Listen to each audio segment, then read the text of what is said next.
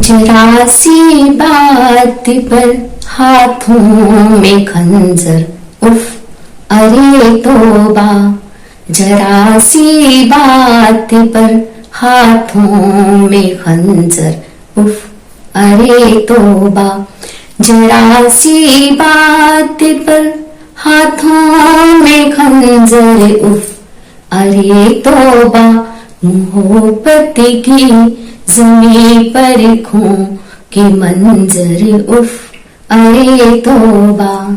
वैसे तो कई शायर और कवि मुजफ्फरनगर का नाम देश और दुनिया में रोशन कर चुके हैं। आज हम ऐसी ही एक शख्सियत से आपको रूबरू कराने जा रहे हैं। जी हाँ, हम बात कर रहे हैं मुजफ्फरनगर की मशहूर कवि सरिता वर्मा गजल का। आपको बता दें कि सविता वर्मा की किताब एक थी महुआ ने साहित्य जगत में हलचल पैदा कर दी है। सरिता वर्मा की इस कहानी संग्रह की लोकप्रियता का अंदाजा इसी बात से लगाया जा सकता है कि प्रकाशित होने के कुछ दिन बाद ही इसकी सभी प्रतियां बिक चुकी थी। मैम, आपकी एक बुक काफी फेमस हुई है, एक थी महुआ। क्या इसके अंदर खासियत है जो लोग इसकी ओर खींचे आ रहे हैं? क्या जी, दरअसल ये एक थी महुआ मेरा कहानी संग्रह है जी। और इसमें मेरी 21 कहानियां हैं जी। 128 पेज की ये पुस्तक है मेरी जी। दरअसल ये कृति चर्चित है इसीलिए क्योंकि कुछ कहानियों में इसमें मेरा ये लक्ष्य रहता है कि कहानियों में जो हम कहानियां लिखते हैं हम अपने समाज से इर्द गिर्द जो भी हमारे समाज में हम आसपास देखते हैं, एक लेखक एक साहित्यकार वही से उठाता है विषय जी। और जहां तक मेरा अपना दृष्टिकोण रहा है वो ये है कि कम से कम हम समस्याएं ना परोसें पाठकों तक, क्योंकि आज के युवा या जो भी आज हैं साधारण जन भी वो इतनी समस्याओं से घिरे हैं, बेरोजगार की समस्याएं, शिक्षा की समस्याएं और पारिवारिक। तो ऐसे में यदि साहित्यकार भी उन्हें कुंठा ही परोसेगा जी जी तो ये उनके लिए और नुकसानदेह होगा। तो सोल्यूशन भी होना चाहिए, सोल्यूशन भी, समाधान भी होना चाहिए। इसलिए मेरी हर कहानी में मैंने कोशिश की है कि समस्या के साथ साथ एक कहानी का अंत जो होता है वो एक समाधान के साथ किया जाए, एक सार्थक समाधान के साथ, ताकि कहानी के पाठकों को एक रास्ता भी मिले, एक समस्याओं का समाधान भी मिले। और बाकी कुछ कहानियां मेरी आत्मकथा शैली पे हैं, जबकि आत्मकथा शैली में बहुत कम लिखा जाता है। अच्छा, इस किताब के अलावा आपने कौन कौन सी किताबों पे काम किया है? हाँ जी, मेरी सबसे पहले आई थी 2012 में जी। काव्य संग्रह था पीड़ांतर मन की जी।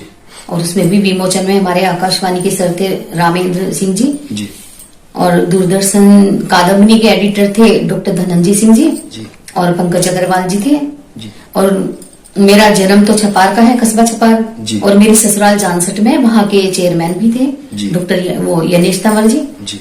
तो काफी अच्छा रहा, वो भी नगर पालिका हॉल में हुआ था और ये एचडी इंजीनियरिंग में।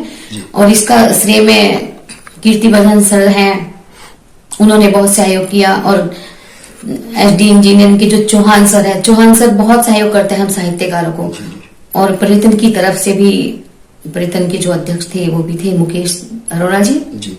और मेरी काव्य गुरु थी जो हिमाचल प्रदेश से है लेकिन अभी नैनीताल में रहती है, वो एक बड़ी साहित्यकार है। कितना टाइम हो गया आपको इसके अंदर, इस सेक्टर में आपको कितना टाइम हो गया? कहाँ से इसकी प्रेरणा मिली? हाँ जी, दरअसल मुझे लिखने का शौक तो बचपन से रहा और जो मेरी सबसे पहली प्रेरणा स्रोत है वो है आकाशवाणी।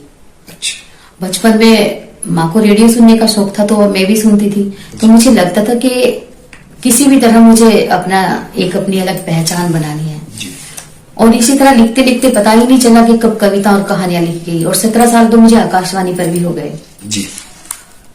तो इन आपकी किताब में प्रमुखता किस चीज को देते हैं आप? क्या एक चीज फोकस होती है कि महिलाओं पे, किसी चीज पे, किसी जी जी मेरा जो लेखन है वो महिलाओं के इर्द गिर्द ही घूमता है जी। महिलाओं की समस्याएं, आसपास क्या हो रहा है, तो पूरा लेखन मेरा अधिकांशतः मेरा लेखन नारी सशक्तिकरण पर ही होता है। अच्छा, कहीं जैसे इतना लंबा सफर हो गया आपको इसमें सेक्टर में, कहीं आपको ऐसा लगा हो कि भाई ये कहीं से रुकावट आई हो या कुछ इस तरह की कोई प्रॉब्लम आई है? हाँ, इस तरह का होता है। अनेक बार हमारा मनोबल टूटता है, कभी हमारे आसपास के लोग तोड़ते हैं, कभी परिवार में ऐसा होता है कि भाई क्या करती है, क्या लिखती है, कुछ और काम ही नहीं। लेकिन नहीं, मैंने यही कहा कि मेरे जो कहानी गुरु थे डॉक्टर महाराज कृष्ण जैन, वो यही कहते थे कि लीक पर वो चले जिनके पग हारे हैं, हमें तो अपनी यात्राओं के दुर्गम पंथ प्यारे हैं। तो मुझे ये रहता कि कितनी भी रुकावटें आए, मुझे बचपन से आदत है कि बने बनाए रास्ते पे न चल के अपना रास्ता अलग बनाया जाए। तो रुकावटें तो आती हैं, बहुत बार निराशा भी, लेकिन फिर भी एक आशा जो मन में होती है उसे मैं जीवित। परिवार की तरफ से किस तरह का सपोर्ट मिला आपको?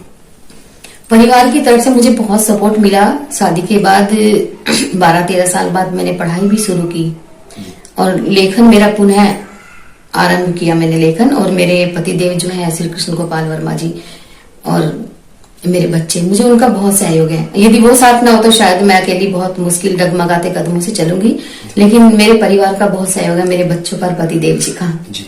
अच्छा, किस तरह के अवार्ड आपको मिले, जो यहाँ से लोकल से या बाहर से, किस तरह के अवार्ड आपको? हाँ जी, बाहर से लखनऊ से मिला था मुझे साहित्य गौरव सम्मान, जो असम के पूर्व राज्यपाल जी के द्वारा मिला था जी।